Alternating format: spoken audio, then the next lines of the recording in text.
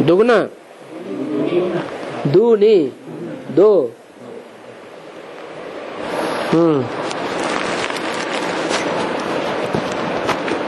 कोई हिंदी जानता है अच्छी?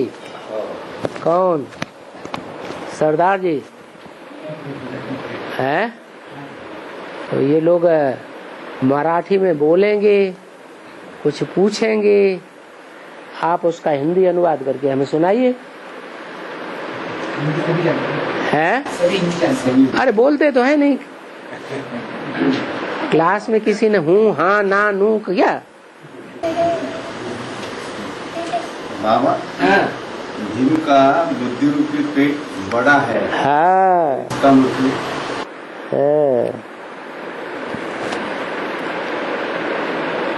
पेट दो हैं, एक स्थूल पेट हद का भोजन जिसमें जाता है, और एक है सूक्ष्म बुद्धि रूपी पेट जिसमें बेहद का ज्ञान का भोजन जाता है, याद का भोजन जाता है। तो वो पेट जो हद का है वो तो नीचे है, और बेहद का पेट ऊपर है। तो बुद्धि रूपी पेट कहा जाता है। इस बुद्धि रूपी पेट में सारा ज्ञान समा जाता है, सारी याद की पावर समा जाती है। जैसे स्थूल पेट है, उसमें भोजन समा जाता है, जल समा जाता है, परंतु वो भोजन और जल स्थूल है या सूक्ष्म है? कैसा है? स्थूल है। और ये जो बुद्धि रूपी पेट है, इसमें सूक्ष्म भोजन, संकल्पों का भोजन, याद का अन्न, दो प्रकार की चीजें हैं। एक तो है जल और दूसरा है भोजन। भोजन से ताकत मिलती है और जल भोजन को पचाता है। तो ये है ज्ञान जल। ज्ञान जल जो है वो योग रूपी भोजन को पचाता है। तो दो पेट हैं, समझ में आया?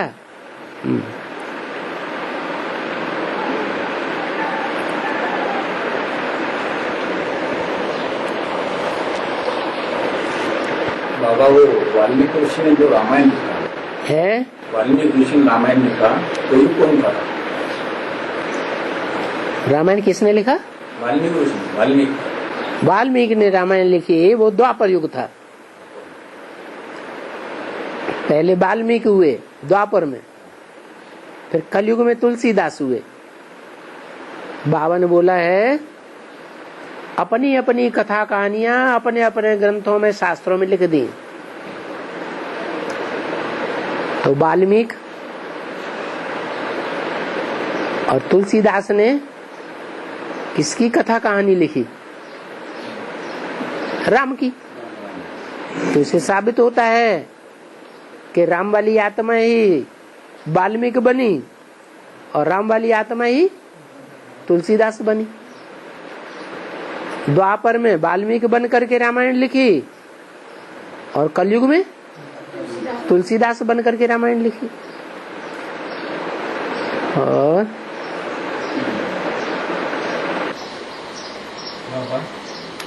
सतयुग त्रेता में एक ही भाषा थी। द्वापर में 9 धर्म के धर्मगुरु ने अपनी अपनी भाषा में शिक्षा दी। द्वापर में 9 धर्म नहीं आ जाते, द्वापर कलयुग दोनों में मिलकर के। हाँ, वो अपने अभी जो हाँ इतनी ढेर सारी भाषाएं हैं दुनिया में तो ये कब से और कैसे शुरू हुई? द्वापर युग से। इस्लाम धर्म आया, उन्होंने अपनी अरबी फारसी चला दी। मुस्लिम धर्म आया, उन्होंने उर्दू चला दी।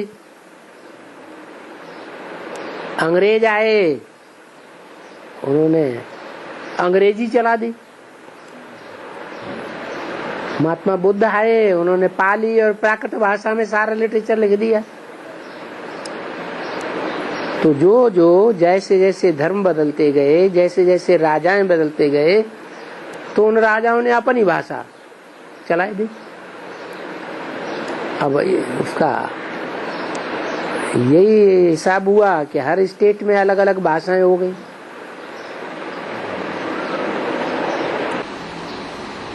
बाबा सतयुग में कौन सी भाषा थी? देवताएं इशारे में बोलते हैं या जोर जोर से बोलते हैं भाषा में? इशारे की भाषा होती है। बाकी हिंदी से मिलती जुलती भाषा होगी, जो बाप की भाषा वो ही भाषा वहां चलेगी, लेकिन इशारे में चलेगी। ज्यादा बोलने की जरा दरकार नहीं होगी। वाइब्रेशन से ही हम एक दूसरे की भाषा को समझ जाएंगे। दृष्टि से दृष्टि मिली और एक दूसरे की बात को समझ गए।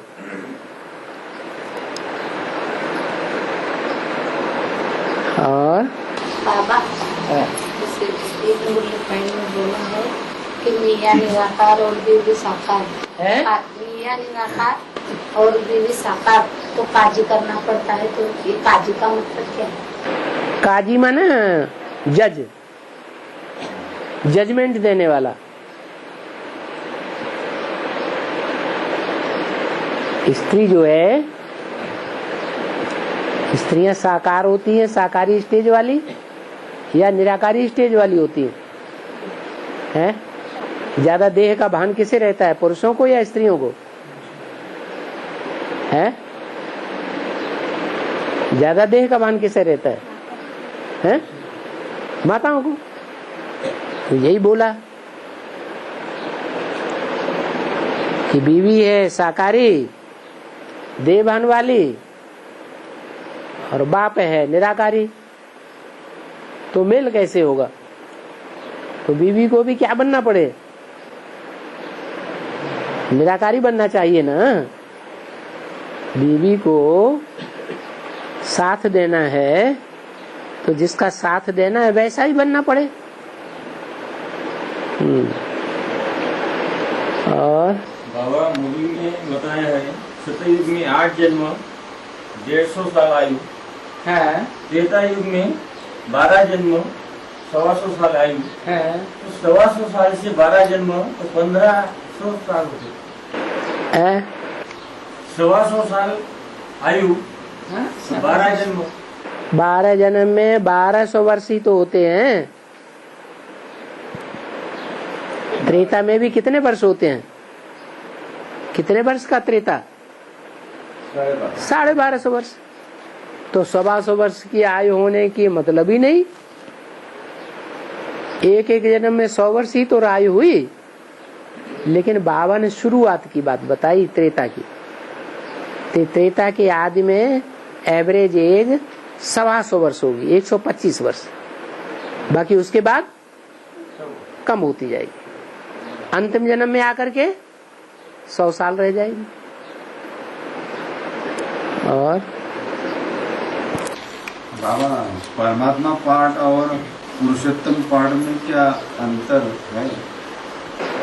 पुरुषोत्तम पुरुषों में उत्तम। पुरु माने शरीर, पुरी। श माने शयन करना। शरीर रूपी पुरी में शयन करना, आराम करने वाली आत्मा, उसे कहते हैं पुरुष। तो शरीर रूपी पुरी में आराम आत्मा करती है कि शिव बाप करता है? आत्मा करती है।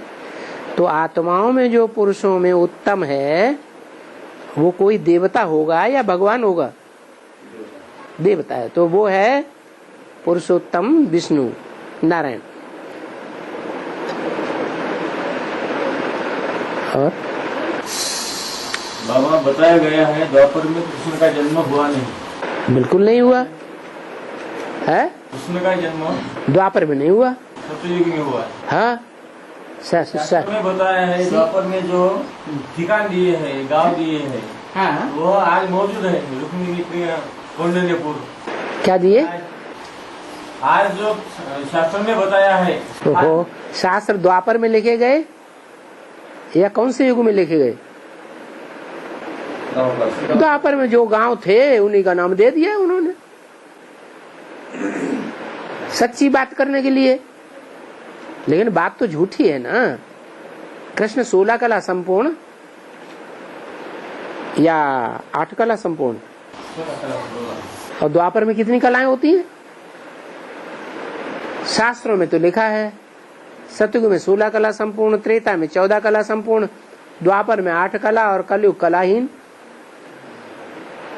तो द्वापर में श्री कृष्ण 16 कला संपूर्ण कहां से आ गया, जब वहां 16 कला संपूर्ण देवताएं होते ही नहीं? तो ये सब झूठी बातें हैं। मनुष्यों की बुद्धि विकारी बुद्धि से सब कुछ उल्टम पलटम लिख दिया। कौंडन्य को तो है रुक्मिणी का मायर बता दिया। कौंडन्य को हाँ अभी मौजूद है वो मायर है, बता उसकी निशानी भी बताई कहाँ से गई रुक्मिणी, कहाँ से नहीं गई, कृष्ण आके कैसा भगा के लेके गया। हाँ, वो तो सारी कथा कहानियां उन्होंने तो राम का रामेश्वर पुल भी दिखाई दिया है। हिंदुस्तान से लेकर के लंका तक पुल बना हुआ है। जहाँ जहाँ उन्होंने समंदर में ऊंचाई देखी तो कहता है यहाँ पुल था इसलिए ऊंचा ऊंचा है।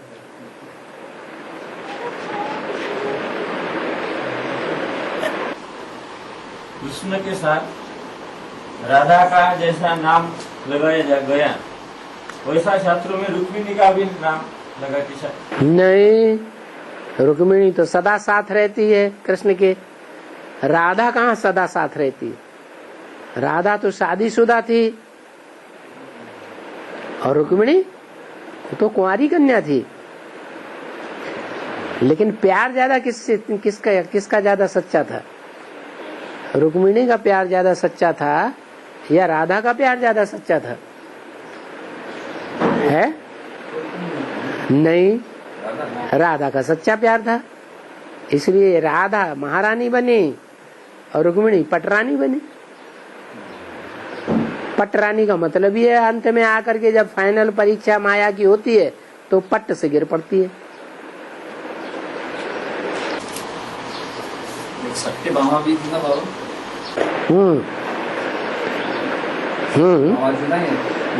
सत्य माने सच्चा, जिसने सच्चा सच्चा माँ बन करके ज्ञान दूध पिलाया वो सत्यभामा। कौन हुई? कौन सी कन्या है जो गाई हुई है कि उसने बहुत ज्ञान की सेवा की, सच्चा सच्चा ज्ञान सुनाया तो शिव बाबा ने उसे अपने सर के ऊपर बैठा लिया? कौन है? है? अरे वो कौन है कन्या जो सर के ऊपर बैठी हुई दिखाई जाती है शिव बाबा के? शंकर के सर के ऊपर कोई कन्या बैठी हुई दिखाई जाती है? कौन है? गंगा। सारे भक्ति मार्ग के चित्र भूल गए। धीरे धीरे क्यों बोला? हाँ, और नेपाल में बार बार भूकंप हो रहा है। हाँ, क्यों हो रहा है? इसलिए हो रहा है कि वो हद का नेपाल है या बेहद का नेपाल है? हद का नेपाल। हद का नेपाल है। हद में जो भक्ति मार्ग आगे जा रहा है हद की दुनिया में, या ज्ञान मार्ग बेहद की दुनिया में तीखा जा रहा है, आगे जा रहा है? अभी ज्ञान मार्ग तीखा जा रहा है दुनिया में। दुनिया में भक्ति मार्ग का बोलबाला है या ज्ञान मार्ग का बोलबाला है? भक्ति मार्ग का बोलबाला है। तो जो हद का नेपाल है वहाँ भक्ति मार्ग चल रहा है, और वो भक्ति मार्ग के नेपाल में जो नई दुनिया की पालना करने वाला नेपाल दिखाई दिया है वो तो हद का नेपाल है, और वहाँ भूकंप आ रहा है। तो उन नेपाल वालों की परीक्षा हुई ना, तो वो ये परीक्षा बताती है कि जो सूर्यवंशी हैं नई दुनिया की पालना करने वाले बेअद के, उनकी परीक्षाएं पहले आएंगी या चंद्रवंशियों की, इस्लाम वंशियों, बौद्धी वंशियों की परीक्षाएं पहले आएंगी? समझ में आया कि नेपाल में इतनी जोर जोर से भूकंप क्यों आ रहा है? ये बताने के लिए आ रहा है। दिल्ली में नॉर्मल आया। हाँ, दिल्ली में भी नॉर्मल आया। हाँ हाँ। और श्री राम को 2 बच्चे बताए। हाँ हाँ। वैसे कौन है?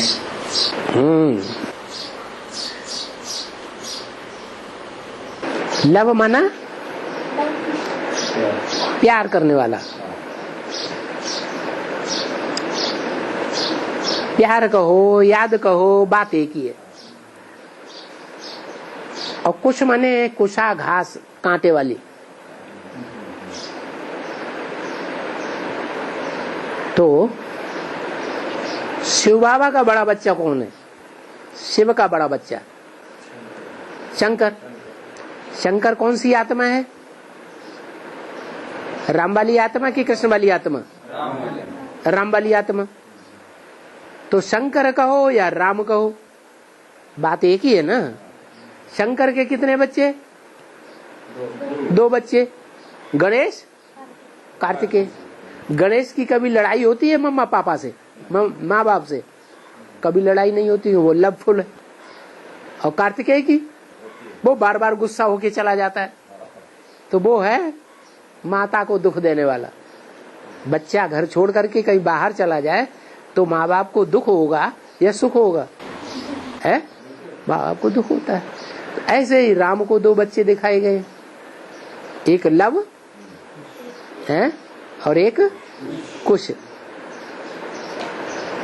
तो द्वापर युग में 2 धर्म आते हैं, एक इस्लाम धर्म।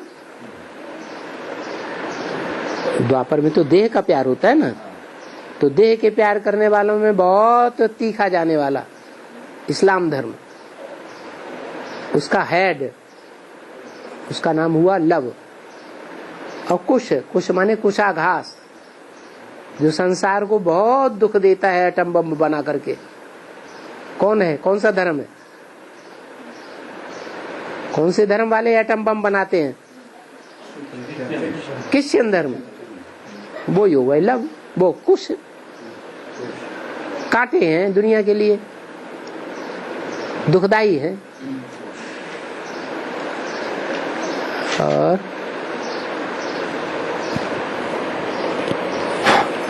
बाबा, संगम युगी लक्ष्मी नारायण की डिनाइस्टी कब शुरू हुई? संगम युगी लक्ष्मी नारायण की डिनाइस्टी कब हुई? कब शुरू होगी? कब शुरू होगी? जो संगम युगी लक्ष्मी नारायण का जन्म कब हुआ? पहले जन्म होगा कि पहले उनकी डिनाइस्टी शुरू होगी? 27। हम जो पूछते हैं वो बात बताओ। लक्ष्मी नारायण का पहले जन्म होगा या पहले उनकी राजाई शुरू होगी? तो बाबा ने तो बोल दिया था मुरली में, इन लक्ष्मी नारायण का जन्म कब हुआ? आज से 10 वर्ष कम 5000 वर्ष हुआ। 66 की वाणी है, तो 66 की वाणी के हिसाब से 76 आता है लक्ष्मी नारायण का जन्म। लक्ष्मी नारायण का जन्म कहो, राम सीता का जन्म कहो, बात एक ही है। तो वो दोनों आत्माएं वहां जन्म हुआ, न कि उनको राजाई मिल गई है। जन्म हुआ। सीढ़ी में तो दिखाया है बैगर टू प्रिंस बनता है। सीढ़ी में कोई बैगर दिखाया है नीचे? बैगर के रूप में चारपाई पर पड़ा हुआ है, सर के नीचे गीता है, गीता का ज्ञान है, और विदेशियों से भीख मांग रहा है। तो वो जन्म होने के बाद समय की बात है कि राजाई की बात है? जो भीख मांग रहा है वो जन्म होने के बाद भीख मांग रहा है कि राजाई मिल गई? जन्म होने के बाद की बात है, बैगर पने की बात है। बैगर टू प्रिंस बनता है। और दुनिया वाली जो सरकार है उनकी 5 ईयर प्लान चलती है। उनकी 5 ईयर प्लान चलती रहती, एक के बाद फिर दूसरी, फिर तीसरी, फिर चौथी। कितने सालों से 5 ईयर प्लान चल रहा है। स्वराज्य मिला है क्या और ही परतंत्रता आ गई? दुख बढ़ रहा है कि घट रहा है? बढ़ रहा है। नई दिल्ली बनी कि पुरानी दिल्ली बन गई है? दिल्ली तो और ही पुरानी बनती जा रही है। भाव, स्वभाव, संस्कार सब एक दूसरे से टकरा रहे हैं। तो जो बैगर है, राम वाली आत्मा कहो, नारायण वाली आत्मा कहो, वो बैगर टू फुल प्रिंस बनती है 5 वर्षों में। क्या 77 है संपूर्णता वर्ष, संपूर्ण जन्म हुआ, प्रत्यक्षता रूपी संपूर्ण जन्म हो गया राम वाली आत्मा का। तो 77 के बाद 78, 79, 80, 81, 82, 82 में वो आत्मा फुल प्रिंस बन जाती है। उससे किसी के दरवाजे पर जाकर के भीख मांगने की दरकार नहीं। तो बैगर टू फुल प्रिंस बनने का 5 ईयर प्लान शिव बाबा का एक ही बार बनता है। वो भ्रष्टाचारी संस्कार सरकार का प्लान बार बार बनता रहता है और 5 ईयर प्लान पूरा होता ही नहीं। तो वो हुई जन्म की बात, जन्म के समय की बात, बचपने की बात। अब राजाई बड़े होके मिलेगी या बचपने में मिलेगी? तो 25 वर्ष में 15-16 वर्ष जोड़ दो, 17 वर्ष।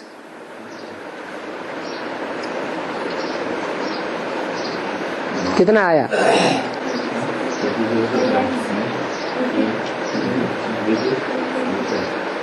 हैं 25 वर्ष में 15 वर्ष और जोड़ दो, 40 साल आया। ये 40 साल पूरे हो रहे हैं कि नहीं? अभी तुम बच्चों को तमो प्रधान से सतो प्रधान बनने में 40 से 50 वर्ष लगते हैं। तो राम वाली आत्मा तुम बच्चों में अव्वल नंबर है या नहीं? तो वो अव्वल नंबर बड़ी हो जाती है 40 साल पूरे होने पर। 40 साल पूरा हुआ माने लक्ष्मी नारायण का राज्य आ जाता है संगम युग में। संवत 1-1 शुरू हो जाएगा, नई दुनिया की राजधानी स्थापन हो जाएगी। राजधानी छोटी होगी कि बड़ी होगी? पहले छोटी राजधानी होगी कि बड़ी होगी? छोटी होगी। 8 निकलते हैं जो संगठित हो जाते हैं, फिर उनमें धीरे धीरे ऐड होते जाएंगे।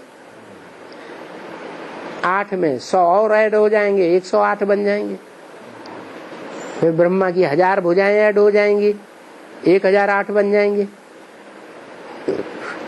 फिर 16,000 गोप गोपियां गाई हुई हैं, वो ऐड हो जाएंगी, 16,108 हो जाएंगे। फिर लाख, फिर 2 लाख, फिर 3 लाख, फिर 4 लाख, ऐसे पूरी राजधानी स्थापन हो जाती है।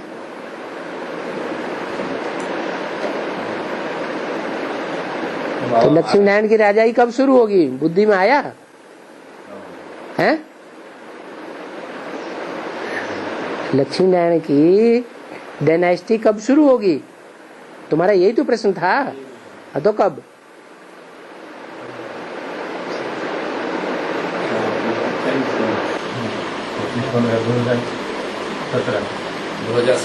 हाँ, 2018 में लक्ष्मी नारायण की राजधानी स्थापन हो जाएगी। बाप की प्रत्यक्षता हो जाएगी। प्रत्यक्ष हुआ बाप 1 सेकंड में विश्व की बादशाही दे देगा।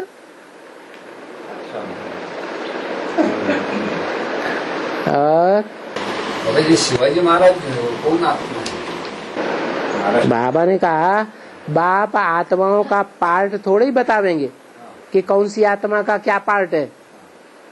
न कागज पर लिखकर बतावेंगे, न बोर्ड पर लिखकर बतावेंगे।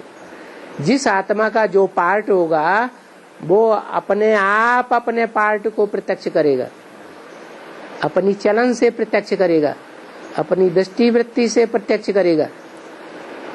क्या उस तरह का पार्ट कोई दूसरी आत्मा प्रत्यक्ष कर ही नहीं सकती। तो पार्ट प्रत्यक्ष हो जाएगा, पूछने की दरकार ही नहीं कि किसका पार्ट है।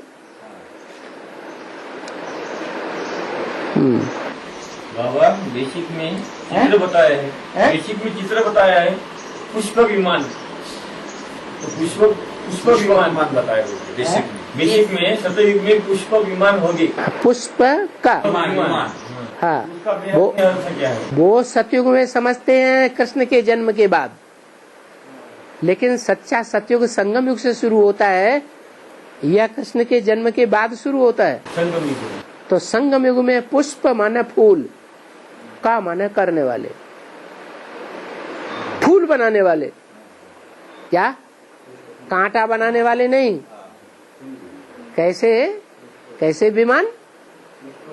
फूल बनाने वाले, माना फूल जैसी हल्की अवस्था जो बना दे ज्ञान सुना करके, वही पुष्पक विमान हो गया।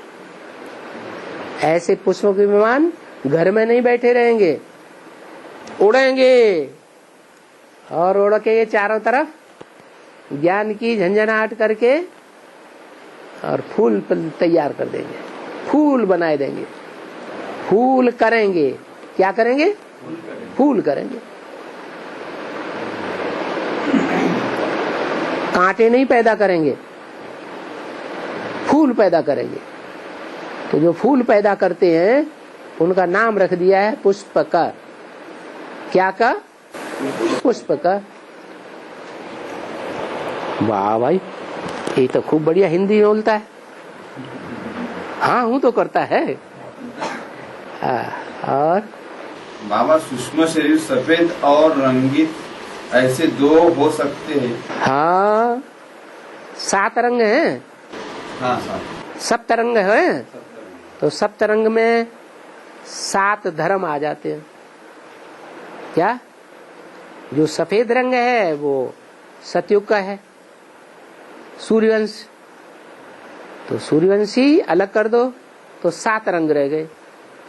तो जो 7 रंग हैं, क्या पूछा?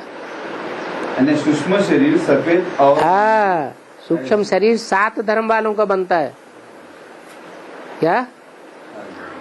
7 धर्म वाले हैं जो सूक्ष्म शरीर लेते हैं, क्योंकि पूरा श्रीमत पर नहीं चलते हैं। और धर्म वाले पूरा श्रीमत पर न चलने के कारण पाप ज्यादा करेंगे कि कम करेंगे? ज्यादा पाप करते हैं।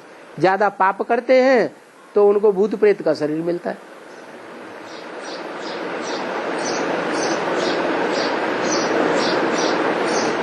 और धर्म वाले ऐसे करते हैं।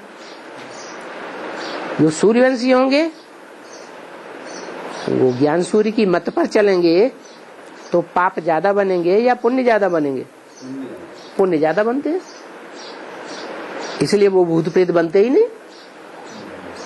वो हैं देवी देवता सनातन धर्म के पक्के। और लक्ष्मण की पत्नी का नाम उर्मिला था। हाँ, उर्मिला का अर्थ क्या? उर माने गला, मिला माने मिला। क्या? उर्मिला जो है वो लक्ष्मण से मिली हुई थी। किससे मिली हुई थी? लक्ष्मण से मिली हुई थी। लक्ष्मण जैसे कहता था वैसे ही करती थी। लक्ष्मण ने कहा घर में रहो तो घर में रही, जंगल में नहीं गई।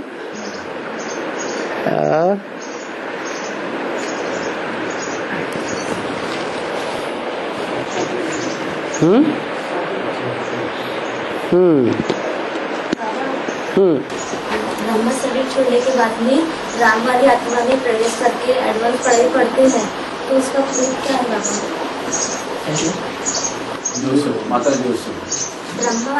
ब्रह्म शरीर छोड़ने के बाद में राम वाली आत्मा में प्रवेश करके एडवांस पढ़ाई पढ़ते हैं, तो उसका प्रूफ क्या है? वो मुरली में तो आया है। यज्ञ के आदि में जो बच्चे थे मम्मा बाबा को ड्रिल कराते थे, टीचर बन करके बैठते थे, उनमें से कोई मरे होंगे तो कोई 20 कोई 25 वर्ष के हो गए होंगे। 65 की बात है, 65 की मुरली है, तो सन 65 में से 20-25 वर्ष घटाओ, कितना आया? 42 और 47 आया। तो 42 में जिनका जन्म हुआ वो राम की आत्मा, और 47 में जिनका जन्म हुआ जब पाकिस्तान बना, तो तुम्हारा जन्म भी हुआ ना।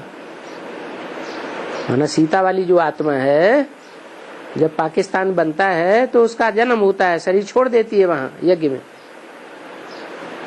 तो साबित हो गया ना। जो राम सीता वाली आत्माएं होंगी उनकी एज क्या होगी, उनकी जन्म तिथि क्या होगी, 42 से 47 के बीच होगी, 20-25 वर्ष के हुए होंगे, तो एज मिल गया। फिर बोला अहमदाबाद है सर्व सेंटर्स का बीज रूप। क्या? अहमदाबाद सर्व सेंटर्स का बीज रूप है। अरे भारतवर्ष में इतने सेंटर्स खुल चुके थे, वो बीज रूप सेंटर नहीं, और अहमदाबाद बाद में खुला है तो वो बीज रूप हो गया। बीज पहले होता है या बाद में होता है? बीज पहले होता है। तो ये क्या बात हुई? दुनिया में चारों ओर सेंटर खुल गए, वो बीज रूप नहीं हुए, और अहमदाबाद बीज क्यों हो गया? इसलिए हो गया कि जो दुनिया की बीज रूप आत्माएं हैं, शंकर पार्वती जिन्हें कहो, राम और सीता जिन्हें कहो, दुनिया के जो बड़े से बड़े बीज हैं, सबके बाप हैं, बीज माने बाप, तो पालड़ी सेंटर में जाकर के जन्म लेते हैं। अहमदाबाद का जो पहला सेंटर खुलता है ना, वो बीज रूप आत्माओं ने वहां जन्म लिया। इसलिए बताया अहमदाबाद है सब सेंटर्स का बीज रूप। तो ढूंढो, चिट्ठी लिख के दीदी दादियों से पूछो वो भी बीज रूप आत्माएं कौन सी हैं।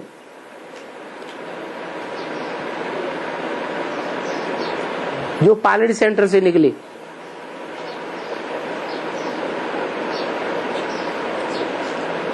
फिर बोला फर्रुखाबाद वाले लोग मालिक को बहुत मानते हैं। अब विश्व का मालिक, घर का मालिक तो एक ही होगा या दो होंगे या चार होंगे? एक ही होगा। तो फर्रुखाबाद का नाम बार बार क्यों लिया 7-8 मुरलियों में? क्या और जिले नहीं है? इसका मतलब है जो विश्व का मालिक बनने वाली राम वाली आत्मा है, वो कहां से प्रत्यक्ष होती है, कहां जन्म लेती है? फर्रुखाबाद में।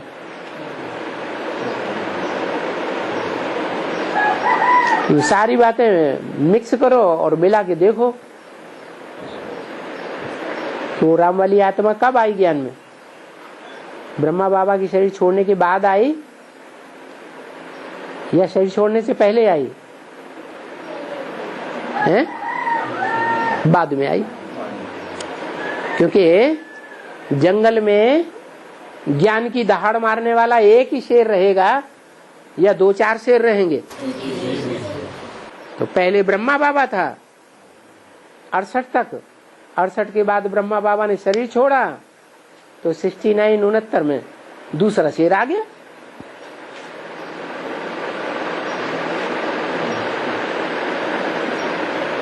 जिसकी ज्ञान की दहाड़ का जवाब किसी के पास नहीं।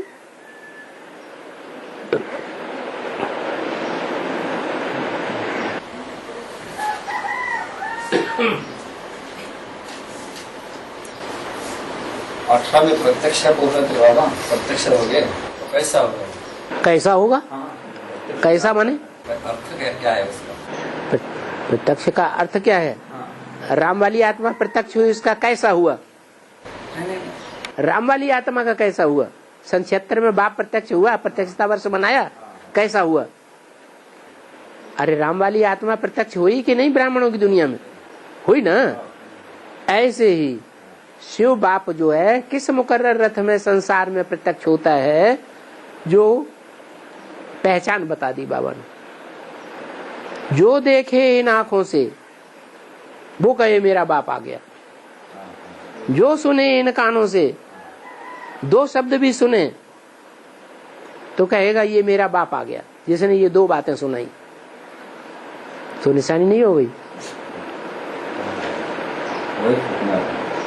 ओम शांति।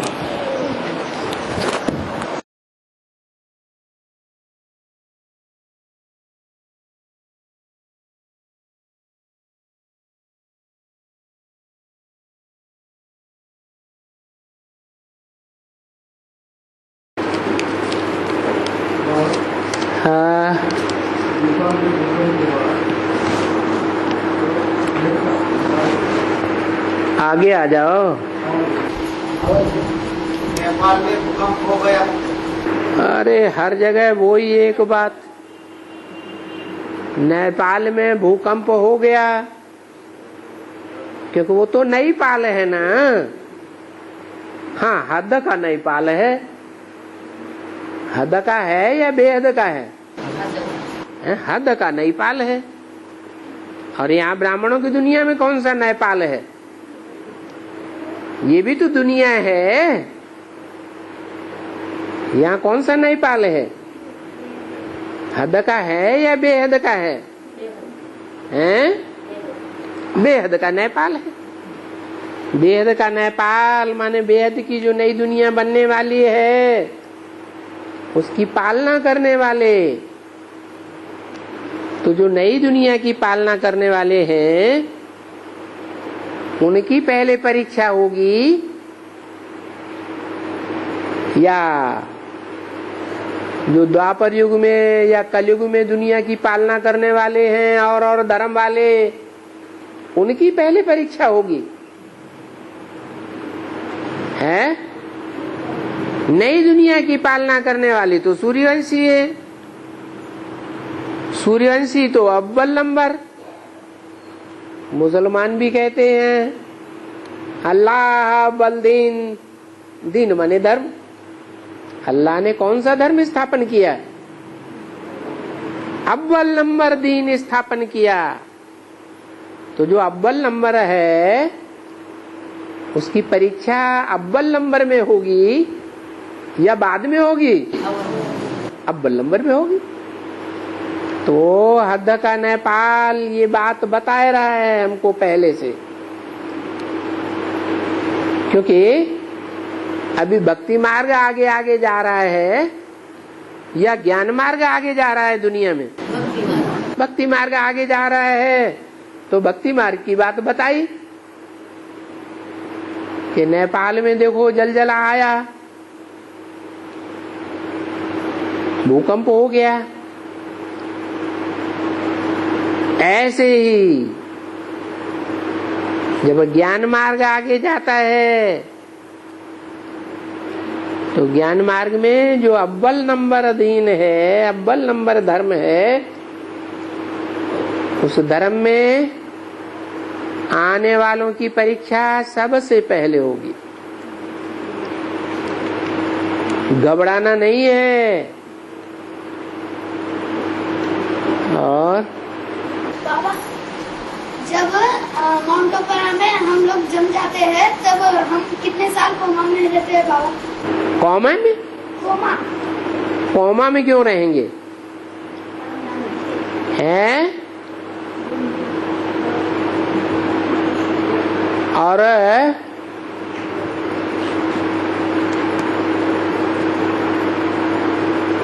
कोमा में रहने का मतलब है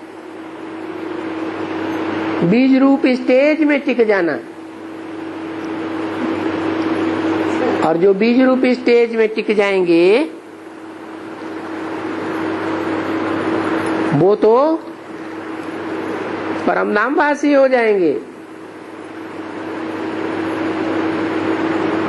तो परमधाम में कोई कितने टाइम रहेंगे, कोई कितने टाइम रहेंगे। सबका एक जैसा टाइम थोड़ा ही होगा। जो बताया जाए कि हम परमधाम में कितने टाइम टिके रहेंगे, अर्थात कोमा में कितना टाइम रहेंगे, वो तो अपने अपने पुरुषार्थ के अनुसार है। और भगवत गीता के जो श्लोक है उससे तो ये साबित होता है कि भगवान बाप निराकार है। फिर ये दीदी दादी जितनी बड़ी है वो क्यों कृष्ण को मानती है? वो कृष्ण को परम बाप क्यों मानती है? कृष्ण को भगवान क्यों मानती है? उनका कहना है कृष्ण वाली आत्मा में ही निराकार भगवान प्रवेश करता है और कोई में प्रवेश नहीं करता, इसलिए मानती है।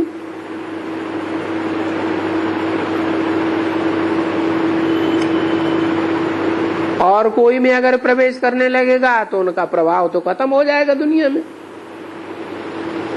तो अपने प्रभाव को कोई गिराना चाहेगा क्या है? हर आदमी अपना झंडा ऊंचा रखना चाहता है या दूसरे का झंडा ऊंचा कर देगा है? हाँ। और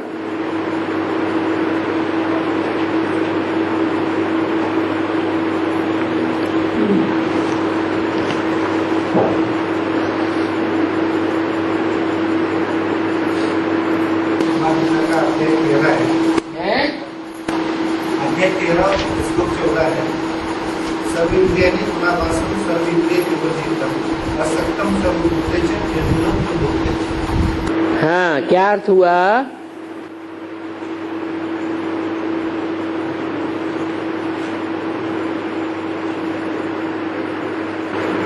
अरे अर्थ बताएंगे तभी तो प्रश्न पूछेंगे।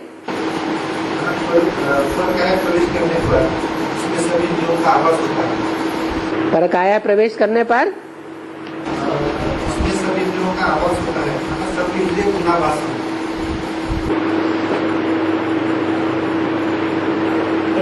परकाया प्रवेश कर दिया तो अपनी इंद्रियां कहाँ रही? वो तो पर की इंद्रियां हो जाती हैं। ये तो बात गलत है कि अपनी इंद्रियों का अनुभव होता है।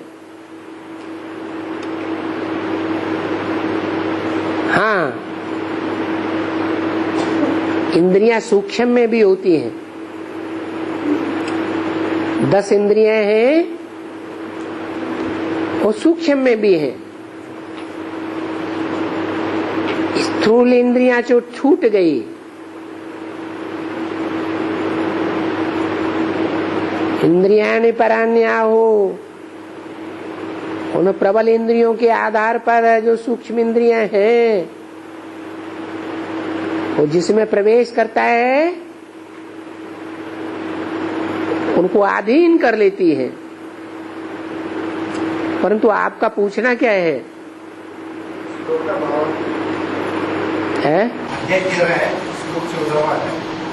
सर्व इंद्रिय गुणावासं सर्व इंद्रिय विवर्जितम्। अरे वो तो ठीक है, श्लोक तो ठीक है।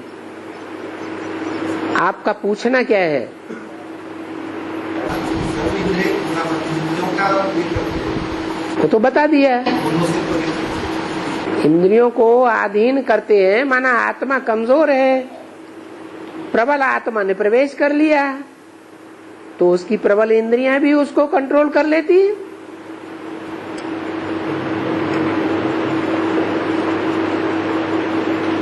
और आत्मा सदैव त्रिगुणाती है। आत्मा सदैव त्रिगुणाती है, त्रिगुणातीत है, 3 गुणों से अतीत है सदैव। शरीर 3 गुणों में बंधा है। 3 गुणों से अतीत है, सिर्फ सुप्रीम सोल है। आत्मा नहीं त्रिगुणातीत है। सत्य रज तम ये 3 गुण इस संसार में लगे ही रहते हैं पीछे। हाँ, एक शिव बाप है, इस सृष्टि पर आता है तो तीनों गुणों को कंट्रोल करके आता है। वो तमोगुण से कभी भी प्रभावित नहीं होता, रजोगुण से कभी भी प्रभावित नहीं होता। अगर प्रभावित हो जाए तो उसको भी जन्म मरण के चक्र में आना पड़ेगा। हाँ,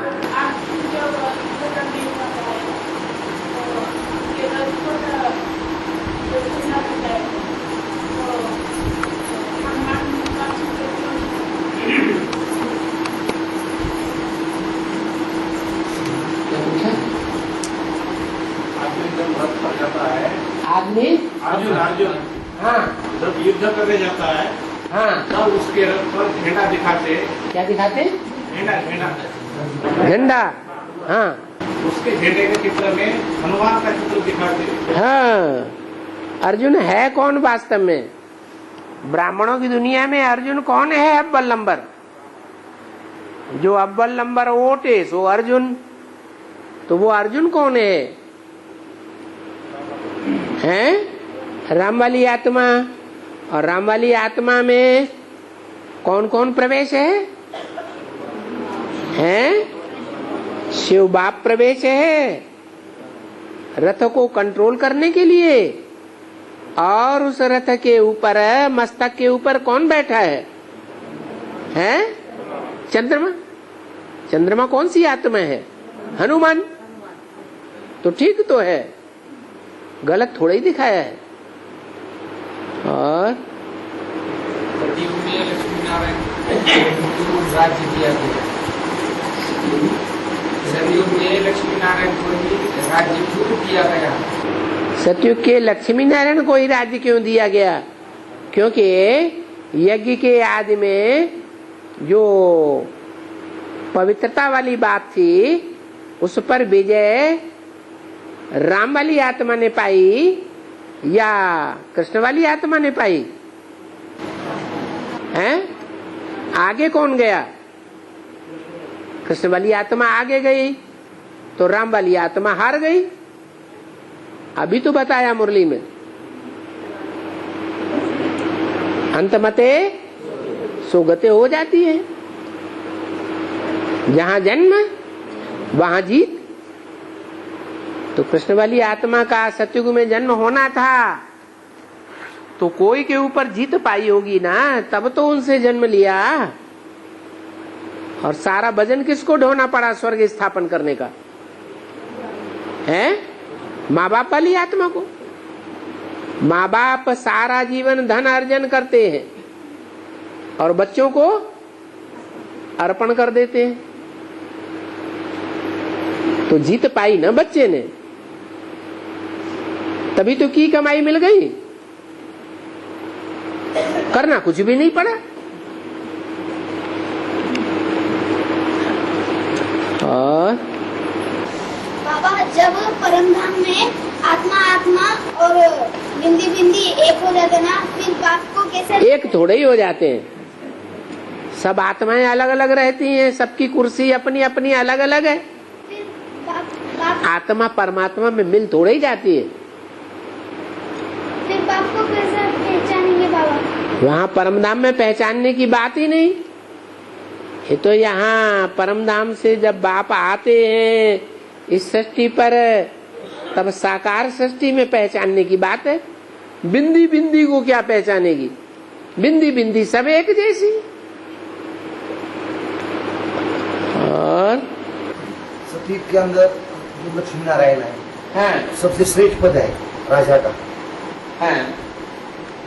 तो आठवां नारायण इतना गरीब कैसा बन गया होगा आखिर? जो भी राजाएं बाद में उतरते जाते हैं वो उनकी ताकत कम होती जाती है कि बढ़ती जाती है? कम ही होती जाती है। तो आठवां नारायण है वो सबसे कम ताकत वाला है, क्योंकि आर्य समाज से कनेक्टेड है। जितने भी धर्म हैं आस्तिक भगवान को मानने वाले, उनमें सबसे कमजोर धर्म और राज्य किसका चलता है? आर्य समाजियों का।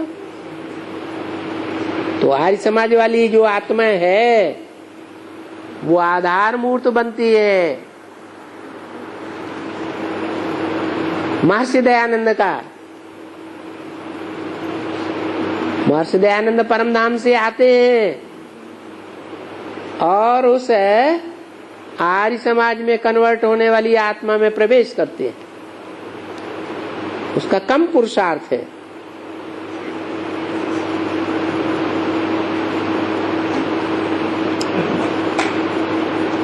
ऊपर के 7 नारायण उसके मुकाबले जास्ती पुरुषार्थ करते हैं, इसलिए उनके धर्मों में भी ज्यादा ताकत है और उनके राज्यों में भी ज्यादा ताकत है।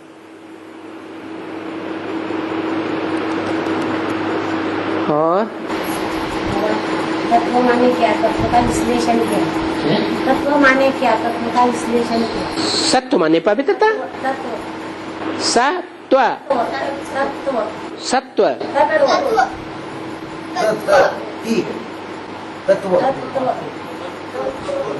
सा तत्व। तत्व माने सार। असली शरीर तत्व माने सार। जो वृक्ष है उसका तत्व क्या हुआ? बीज। बीज माने सार।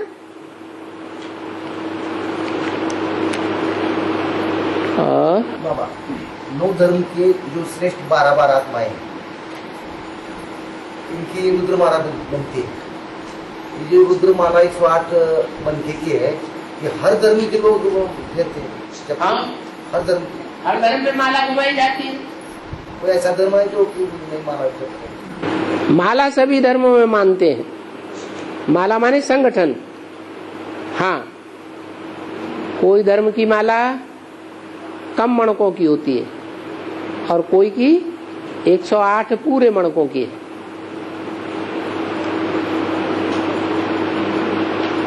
और है मुस्लिम जो धर्म है, हाँ, कैसी मदद करते हैं? माला कैसे स्मरण करते हैं? 100 मनके की माला को जपते हैं। 100 हाँ, वो अष्टदेवों को जो सूर्यवंशी हैं उनको नहीं मानते। हाँ जी, वो तो देवताएं हैं पक्के। जो कच्चे देवताएं बनते हैं वो ही नारायण बनते हैं, कम कला वाले। और वही नारायण और धर्मों के आधार मूर्त बनते हैं। तो वो उनको मानेंगे या उनको मानेंगे? और बाबा देवता होते हुए भी वृंदा की पवित्रता को खंडित कैसे करते हैं? कैसे करते हैं? इसका राज क्या है? हैं? इसका राज क्या है? जो वृंदा है वो पार्ट किसका है? हैं? पार्ट किसका है? हैं? तुलसी किसका पार्ट है? हैं? जगदम्बा का पार्ट है। और जगदम्बा पहले जगत पिता की है या राक्षस की है? हैं? जगत पिता की है। तो जो विष्णु तो जानते हैं ना जन्म जन्मांतर का राज। हाँ,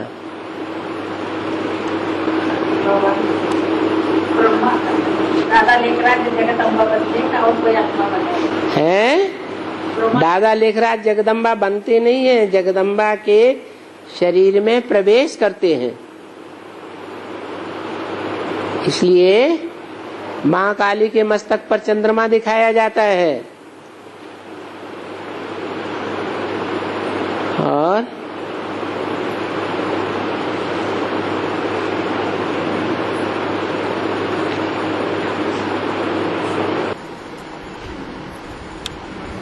संबंध केवल इंद्रियों द्वारा रखा जाता है। संबंध केवल इंद्रियों द्वारा रखा जाता है। हाँ, निराकार के अंदर जो हमारी आत्मा बिंदी बिंदी भाई भाई है। हाँ, भाई भाई नहीं है।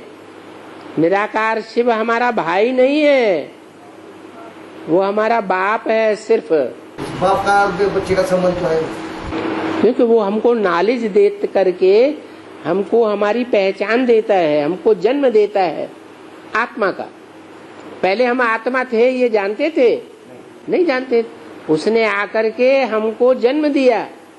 बच्चे तुम शरीर नहीं हो, तुम आंख नहीं हो, कान नहीं हो, शरीर नहीं हो, क्या हो? तुम तो आत्मा ज्योति बिंदु। जैसे चींटी का बाप चींटी जैसा, सांप का बच्चा सांप जैसा लंबा, ऐसे ही मैं भी ज्योति बिंदु आत्मा और मेरे बच्चे भी ज्योति बिंदु आत्मा। तो वो बाप का संबंध है, उसके साथ कोई दूसरे इंद्रियों के संबंध नहीं बन सकते। हाँ, जब वो शरीर में प्रवेश करता है तो सब प्रकार के संबंध बनते हैं इंद्रियों के द्वारा।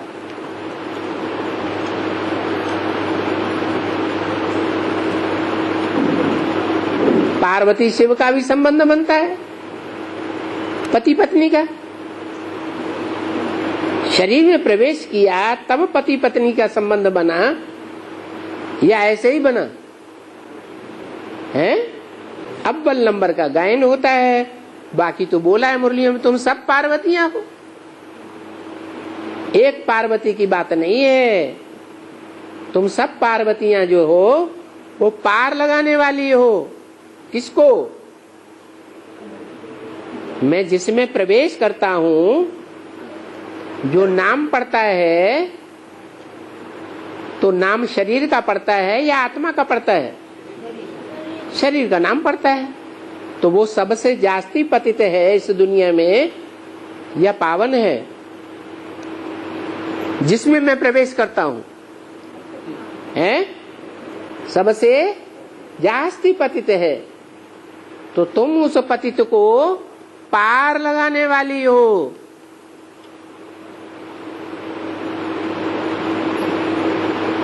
इस विषय सागर कहो, विषय वैतरणी नदी कहो, इसमें सब पड़े हुए हैं।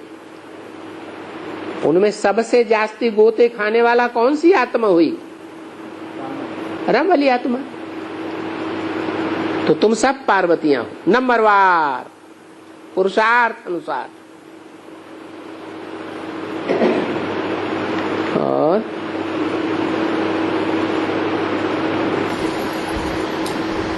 बाबा ये ब्रह्मा विष्णु और महेश 5000 साल के ड्रामा में जब आते हैं तो स्थूल शरीरधारी होते हैं क्या, सूक्ष्म शरीरधारी होते हैं? पाठ उनका कैसा? शिव बाबा कहते हैं मैं जब आता हूं तो अकेला नहीं आता हूं, मैं 3 मूर्तियों के साथ आता हूं।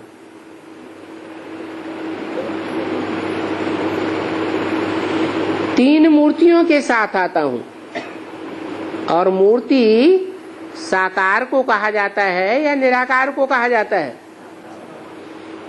एक है अमूर्त, जिसकी मूर्ति नहीं, बिंदु। शिव है अमूर्त, मेरी बिंदी का ही नाम शिव है, वो अमूर्त है। लेकिन वो इस सृष्टि पर जब आता है, साकार सृष्टि पर, साकार शरीर में, तो अकेला नहीं है, 3 मूर्तियां भी उसके साथ। यज्ञ के आदि में भी 3 मूर्तियां, और जब अंत में प्रत्यक्षता होगी बाप की, अभी तो गुप्त पार्ट है, ज्ञान गर्भ के अंदर का पार्ट है। जब प्रत्यक्ष होगा तो भी 3 मूर्तियां प्रत्यक्ष होंगी। जगदम्बा के रूप में ब्रह्मा भी होगा, वैष्णवी देवी भी होगी, और शंकर का भी पार्ट होगा। तो 3 मूर्तियां हैं जो शरीर का भान छोड़ती हैं तो फरिश्ता बन जाती है। श्री सूक्ष्म शरीरधारी कहे जाते हैं।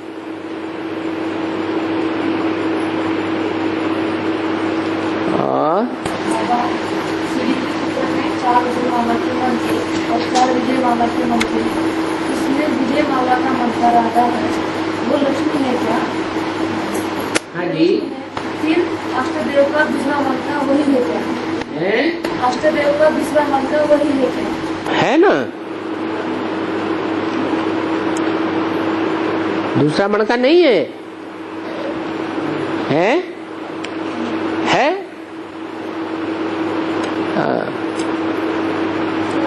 युगल मण का नहीं है, युगल मण का पहला है।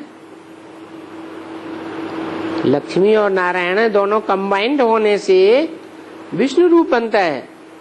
तो युगल मण का पहला है या 2 है? एक ही हुआ। बाबा, भक्ति मार्ग में जो देवी आती है शरीर में, वो क्या होता है? भूत प्रेत नहीं होती है, कोई देवी है भी थोड़ा ही होती है। कलयुग में लोग डर जाते हैं तो देवी कह के पूजने लगते हैं, भय का भूत चढ़ बैठता है।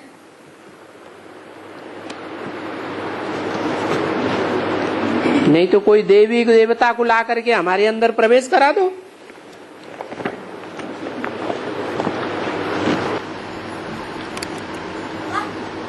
हाँ। बड़ी माँ काली माता का रूप क्यों धारण करती है? इसलिए धारण करती है कि बड़ी माँ जो है वो बड़े बाप की संगिनी है। बड़ा बाप है तो बड़ी माँ भी है ना। तो दोनों जगत पिता और जगत माता का संबंध है। जगत माता का धर्म है जगत पिता का सहयोग करना। जगत पिता शंकर के रूप में पार्ट बजाता है, तो शंकर का काम है असुरों का, आसुरी सृष्टि का विनाश करना। तो उस काम में सहयोग नहीं देगी? देगी, हाँ देगी। तो महाकाली का रूप धारण करके और असुरों का संहार करती है। काम करने का काम माता करती है। वो कहती है तुम बैठे रहो आराम से भगवान की याद में, मैं सारा काम कर दूंगी। बाबा आप तो एक मूली में कहा है क्योंकि वो काले काम करती है। हाँ, बिना काले काम के, बिना अपवित्रता के क्या विनाश होगा? विनाश अपवित्रता से होता है या पवित्रता से होता है? हैं? अपवित्रता से विनाश होता है और पवित्रता से स्थापना होती है। तो लक्ष्मी है पवित्र, पवित्र लक्ष्मी सहयोग करती है। वो राइटियस भुजा है और वो लेफ्टिस्ट भुजा है, दोनों ही सहयोगिनी है। प्रकृति भी प्रकृति पति की है और लक्ष्मी भी नारायण की है, इसलिए दोनों सहयोगी हैं। एक राइटियस रूप में सहयोगी है और दूसरी लेफ्टिस्ट रूप में सहयोगी है। हाँ जी। भक्ति मार्ग में किससे आशीर्वाद लेते हैं? आशीर्वाद हाँ लेते हैं, देते हैं। हाँ, उसका दर्शन करने के बाद उसके सिर माथे पर रखते हैं। किसने? हाथ उसके सिर पर रखते हैं। हाँ, भक्ति मार्ग में हाथ ऊपर रखते हैं। ये हाथ बुद्ध रूपी हाथ है। ये सर जो है वो भी बुद्ध रूपी सर है, पेट है। तो ये हाथ जो है उस पेट के ऊपर रख देते हैं। तुम्हारा पेट भरा पूरा रहे, तुम भूखे न रहो।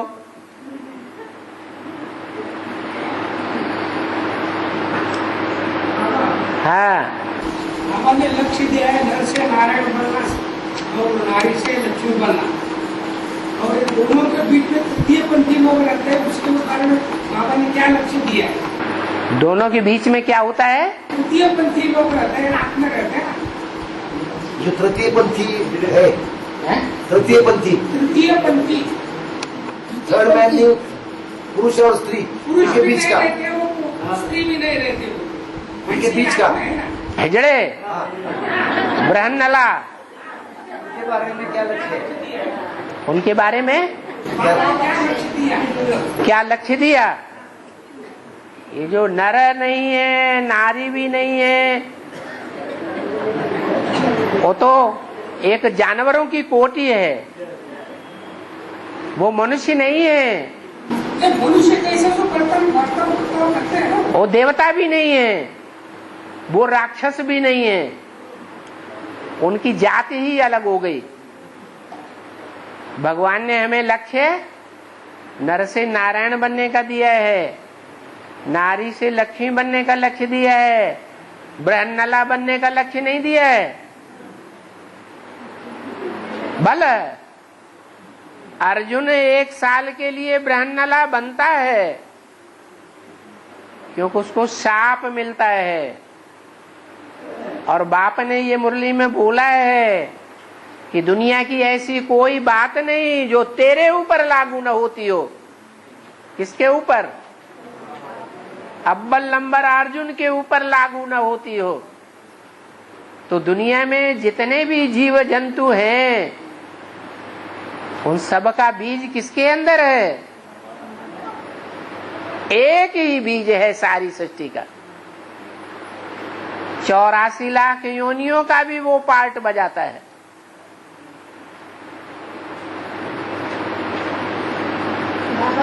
इसलिए बोल दिया है कि मनुष्य आत्मा 84 लाख योनियों में जाती है। बाकी कोई ऐसे थोड़े ही है कि वो जानवर शरीर धारण कर लेता है, नहीं, जानवर जैसे पार्ट बजा सकता है। हाँ जी। आधारमूर्त आत्माओं को अष्टदेव की आत्माएं जन्म भी देगी और राजाई भी, आधारमूर्त आत्माओं को अष्टदेव की आत्माएं जन्म देगी और राजाई भी देगी, राजाई भी देंगी। ओम राजा सरस्वती की को जन्म देने वाला और राजाई देने वाला अष्टदेव का दूसरा मणका है। दूसरा मणका है, पहला मणका नहीं है। वो लक्ष्मी है योगिनी माँ। पहला मणका नहीं है। अरे पहला और दूसरा मणका जो है वो युगल मणका एक है या अलग अलग है? दोनों के संस्कार मिलकर के एक हो गए या अलग अलग संस्कार हैं? तो आप दोनों को अलग क्यों कर दिया? एक ही संगमयुगी लक्ष्मी नारायण से सतयुगी लक्ष्मी नारायण का जन्म होता है, राधा कृष्ण का। लक्ष्मी है योगिनी माँ? नहीं, योगिनी माँ अलग और लक्ष्मी जो है वो विजय माला से आती है। रुद्रमाला का दूसरा मणका है योगिनी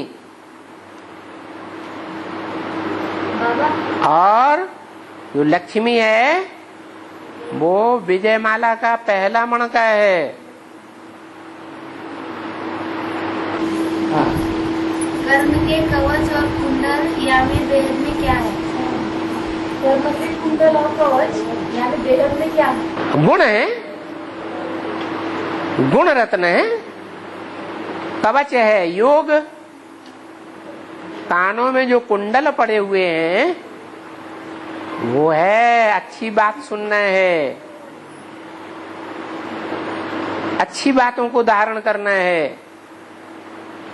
और बाबा, शरीर को कोई चोट लगती है या दुख होता है ज्यादा, तब आत्मा उसे शरीर को छोड़ जाती है। सुख में क्यों नहीं छोड़ती? सुख में क्यों नहीं छोड़ती?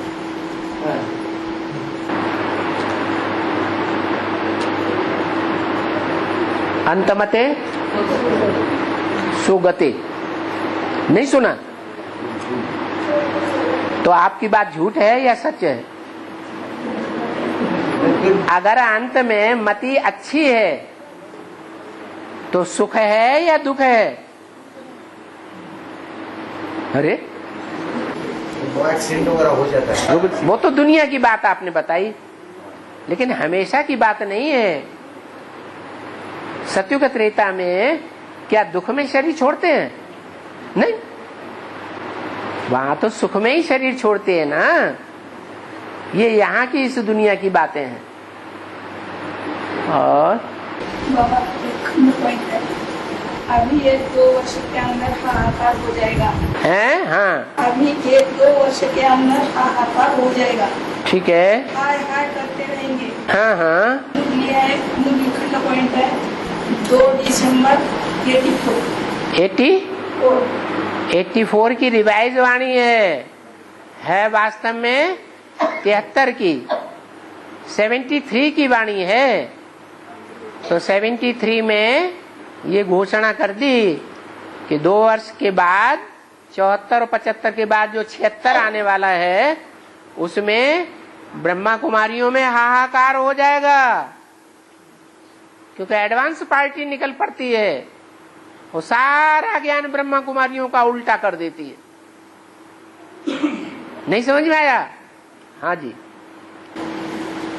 बाबा हैदराबाद में क्लास करने को क्यों नहीं आते? बाबा हैदराबाद में क्लास करने को क्यों नहीं आते? क्योंकि वहाँ जो भस्मासुर हैं वो 4 व्हीलर लेकर के बाबा के पीछे पड़ते हैं, और शास्त्रों में दिखाया है कि भस्मासुर से बचने के लिए शंकर जी भागे भागे फिरते थे, और हम भी शंकर जी की औलाद हैं।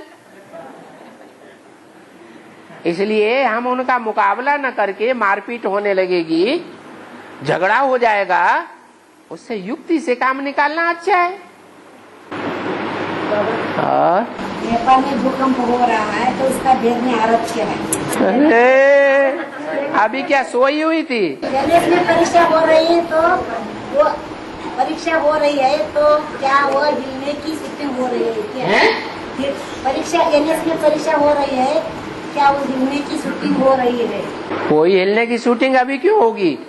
अभी ज्ञान मार्ग आगे जा रहा है या भक्ति मार्ग आगे जा रहा है? भक्ति मार्ग की बात है, वो तो भक्ति मार्ग के नेपाल की बात है। अभी ज्ञान मार्ग की परीक्षाएं कहाँ से आ गई? अभी तो ज्ञान मार्ग में पढ़ाई चल रही है या परीक्षाएं चल रही है? पढ़ाई चल रही है।